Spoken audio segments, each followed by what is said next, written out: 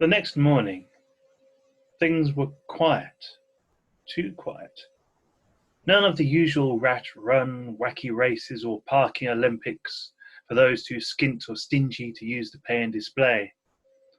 Turning on the radio, I hummed along to an old tune while I made my morning cuppa, then shuffled to the back door to have my brew on the doorstep, same as usual. But when I opened it, I blinked, rubbed my eyes. The fence was straight across the back door, its 4 feet allowing for a limited view of the garden. I splashed a bit of coffee on my foot. Luckily, I was wearing slippers. I swore just as the news jingle started. I stood there in disbelief, absent-mindedly sipping my coffee, hoping when the caffeine kicked in, the fence would somehow go away. It looked like it ran all the way around the house.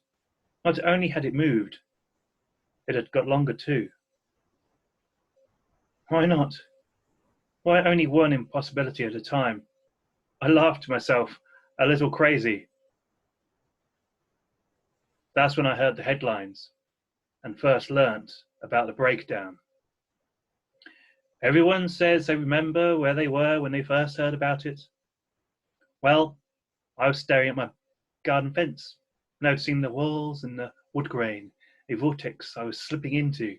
Everything had been shut down. Schools, factories, pubs, theatres, the high street, except for grocery stores and chemists. We were told to stay in our homes, except for essentials. Avoid contact. Listen for further updates. My coffee was cold. I realised I only had a can of beans in, a mouldy carrot, and a frayed bent-tossed pie from the last century. At least I had coffee. All things were possible with coffee. But what was I going to live off? Thin air? My stomach growled. Just then I heard the next door's back door go. They were back, carrying a completely different suitcase and one of those blue IKEA bags filled with what looked like loaves of bread. Fat Man leapt up, took a long, thoughtful drag while gazing at where the fence used to be. Finally he spoke, as though commenting on the weather. I have thin, medium, and thick, white, brown, and granary. I contemplated this information as though it was a piece of gnomic wisdom. Before I could decide, he added, have some multi-packs in the suitcase too. All the staples, 5 a fucking day, 57 varieties. Blimey, that was an arm ache. Still no point in going hungry, is there? My stomach growled again, this time so loud the fat man could hear, even through the fence. Here, have some of these to be going on with. He walked across the no man's land of the alleyway and, unhindered, entered the garden. Gingerly he passed a packet of biscuits through the slot. That's when I noticed his flesh-coloured marigolds. Or was that just his skin? Plenty more where they came from. When you're ready, place an order. I can get anything, me. Booze, ciggies, tools, even, other stuff. Just give us the wink.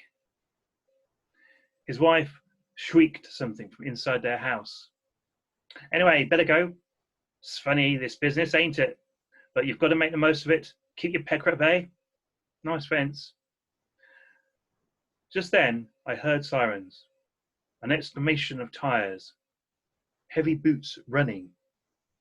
Then the neighbour's door was kicked in. There was a lot of shouting, things being smashed. The fat man did not come quietly. His wife must have blinded some with her nails by the sounds of it before they left her sobbing. Then the van screeched away. I was left holding the biscuits, digestives.